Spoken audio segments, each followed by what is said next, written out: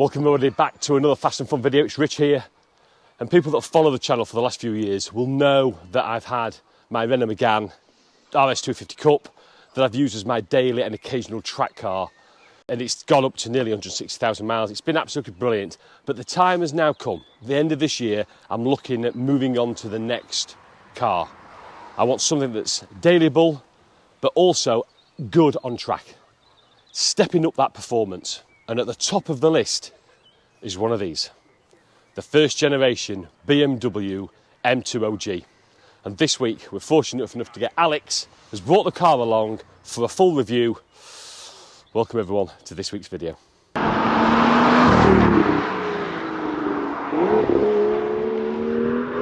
So welcome back to the channel, Alex, because you've been on before, haven't you? A couple of times. Yeah, with the Megane.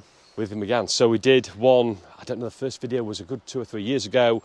It was doing Alex's track prepared Megane against my OEM spec one up in torrential weather, rain up in the Elan Valley up in mid Wales. And then you brought it back about 12, 18 months ago. About 18 months ago. And you got that Megane really to be just as you wanted it, I suppose, in regard to track. But you've made the jump. Yep. First of all, any regrets going to an M2? Money. Yeah. That's it. But other than because that, everything, you get the M tax on everything. Yeah. I mean, M tax isn't really that bad. Okay. It's like any car. If you start looking at track days and you start looking at performance parts, it's going to come at a cost. So this is used on track? Yeah. And that's your goal, because it's not, you bought it standard and OEM, is that true? Yeah, completely standard. But you want to get it into some sort of, what? Yeah, I'll go like lightly modified? Club spec, sort of. Okay. Borderline ring tool. Okay, and we'll talk, and Alex will show us a few of the things that he's started to do, and this will be a journey. In fact, it's a journey that's ever changing, because only up to yesterday you were making a change, which we'll look at when we get inside the car. So just for people's awareness, the first generation M2 came out in 2016, ran until 2021.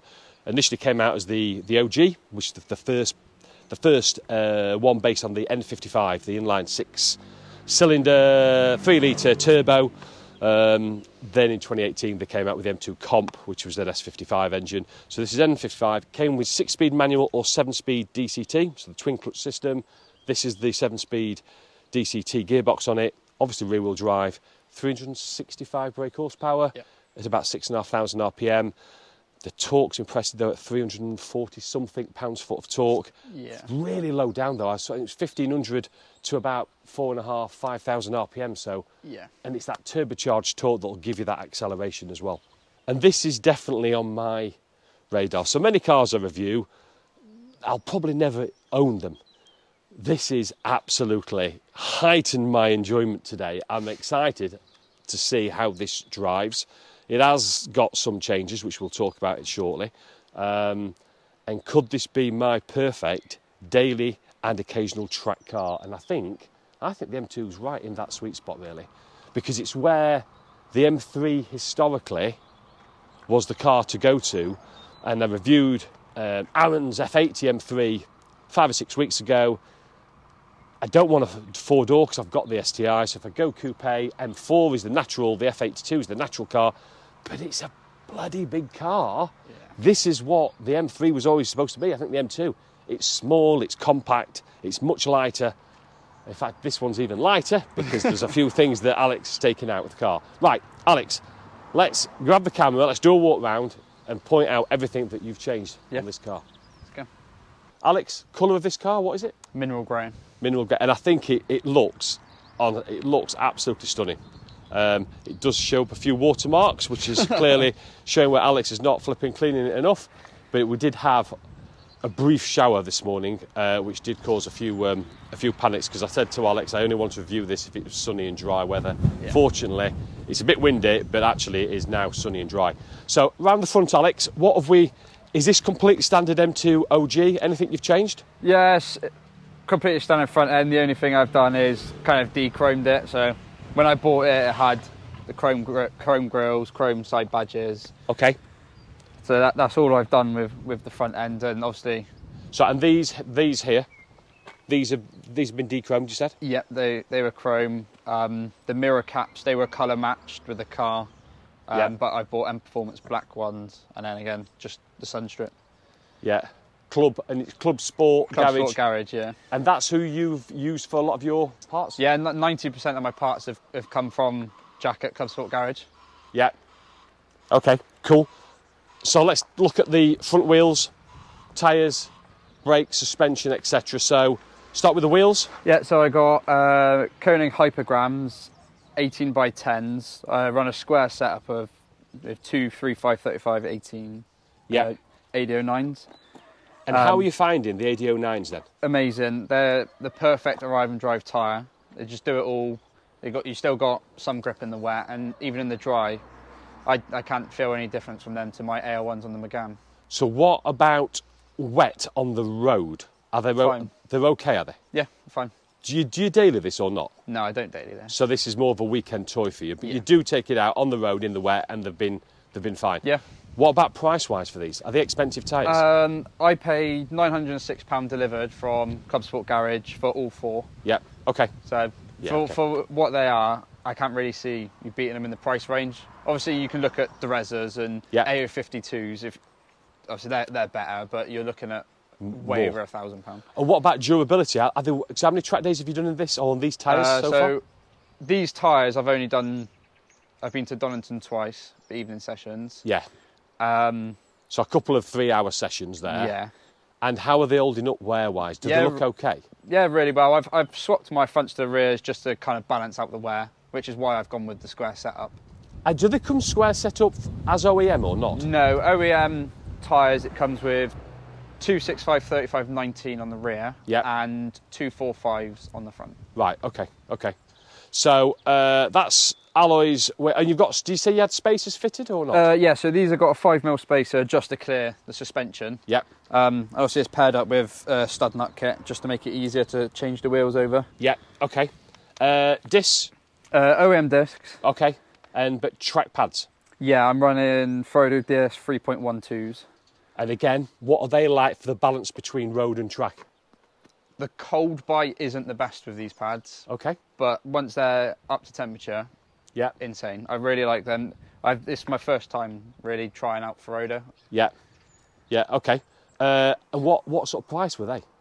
They're not that much. I think I paid £260. Okay. So that's pretty reasonable. Yeah, pretty reasonable. But you have changed the suspension, haven't you, on this? Yes. So you've gone to coilovers? Yeah. So I've got the new BC ZXs, which is they were released 3 months ago. It's their new 3-ways. Right. So I've got them in. Have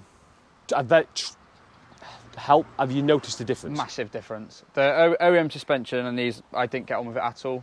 These are just passive damper. Yeah, it's not springs EDC and dampers or anything. Before. Yeah, okay. Yeah. So you're really pleased then. What on road or track or both? Again, the manage the balance between. Yeah, they're so compliant on the road. Yeah. It's not crashy at all, nothing like that. And you get on track, and I haven't really been playing with compression and rebound, anything like that. Yeah. And it's insane. Okay. Cool. Okay. Excellent. Well, we'll find out once we get on the road. Anything else you've done? Suspension wise? Yeah. So, also I've got braided lines all round with 660 fluid, and then again you've seen the carbon fibre stone chip guards front and rear. So what are they? Are they aesthetically for looks, or they actually serve a purpose? No, they actually serve a purpose. The M2s, I guess it'd be the M3s and 4s as well.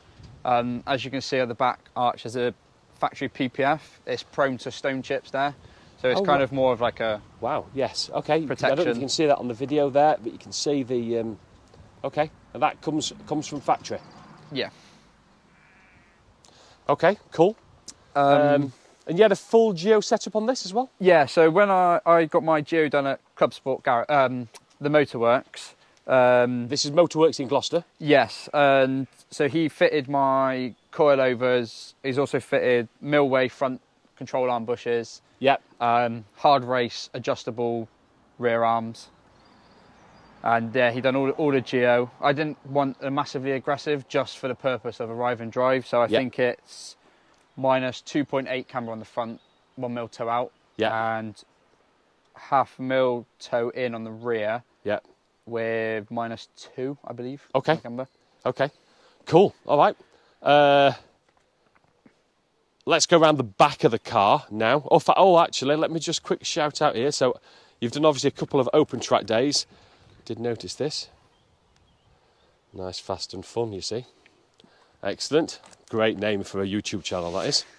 Around the back of the car, any changes exhaust-wise, rear diffuser, Exhaust, anything? completely standard. All I've done is got rid of the chrome tips and fitted black ones. Okay, and then otherwise completely standard? Completely standard. Okay. Excellent. Now, there is inkling that somebody's told me that you're thinking about putting a spoiler on this, Alex? Yeah, eventually. I do want to get a wing. No! It's got to be done. What sort of spoiler are you after? So there's the Ridgeline carbon one. They do a GT4 or a ring spec one. So I'll probably look at that. What? Is this because it makes it look aesthetically better? Or again, No, is there function on this? Well, the looks are there, but there is function there as well. I mean, I went to the ring last weekend. Flipping 9 out of every 10 M2s have got these bloody spoilers on, which I personally don't like them, but I don't know. So there must be some sort of function, otherwise people just wouldn't keep smashing them on, I suppose. Yeah. Shall we take a look? No, first of all, let's open the boot, because this is quite funny. So we'll talk about, and suddenly we can see what's missing forward. So rear seats have gone. Yep.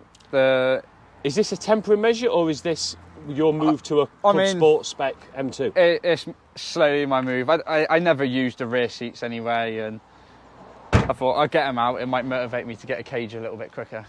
And is that where you want to go? Yeah. What, half cage? Yeah, I'll go half. Like I said, my aim with this car is to kind of keep it as a Club Sport spec, like a ride and drive. Yeah. I don't want it to be a trailer queen. Yes. So, yeah, because then it just adds cost, then you end up not using it as much as well. Just an expensive paperweight at that point, isn't it? It is, absolutely. Right, so engine-wise, Alex, anything you've done to the engine? Is it still the standard 365 horsepower? Yeah, completely standard. The only thing I've done is D088 charge pipes. Right, okay, and that's for precaution. Yeah, they're prone to splitting on these. Yes, got you, okay. But otherwise, completely stock? Yeah, completely stock. Any plan in the future, or is this, do you know what, does it feel absolutely more than enough? Power-wise, I'm not too bothered at the moment. I kind of want to get everything else dialed in first. Yeah. I do need to get an intercooler, so yes. that would be my next mod. Yeah. But yeah, other than that, happy with it. Good. And again, my favourite shot is looking down the side profile of the car and looking at those wheel arches. Absolutely fabulous. Right. Do you want to go in the passenger driver's seat? I'll jump in the side and we'll have a look inside at what you've done. So, before we start on the driver's seat, which is obvious, let's just reach into the back. So, rear bench seat completely gone. Yep. Removed. Quite a bit of weight in there, Alex, you've said? Yeah, there was a little bit in the rear bench. Not masses, but I mean, I didn't use it. And are you going to tidy up this back bit, or are you going to just leave it as it is? I will.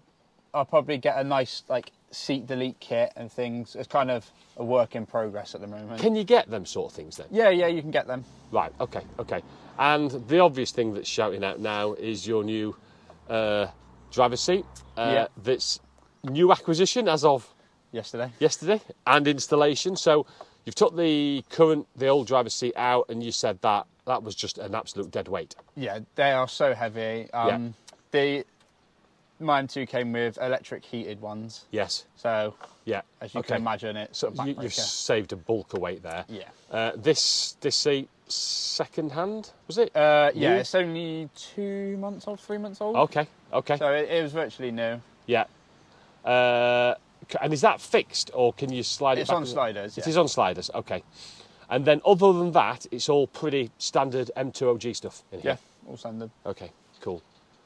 Good.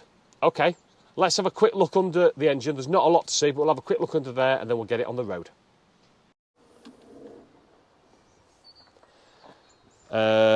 So, it is the M55, isn't it, Alex? Yep, M55. Yeah, okay. And the ever-going debate on the M2 OG, M2 comp. Yeah. the M55 or the S55, and the M55 being, was it the first ever M car without a M car engine? Yeah, Is that just a load of just? I mean, everyone's got their own bullshit opinions, and stuff. Yeah, like you look at the but you love the M55. It pulls like a train, I'm assuming. I prefer the sound of it to the S55 as well. Obviously, and sound's important. Yeah, absolutely. Part of the experience. If you want power, go S55. But I'm not bothered about pushing 500-600 brake. Yes. Yeah. So that is absolutely standard. Not even done air filter or anything then. Nope. All I've done is just these charge pipes. Where is the charge pipe? That one there. There. Okay. Cool. Okay. I think we've spent enough time talking. I think we need to get this on the road.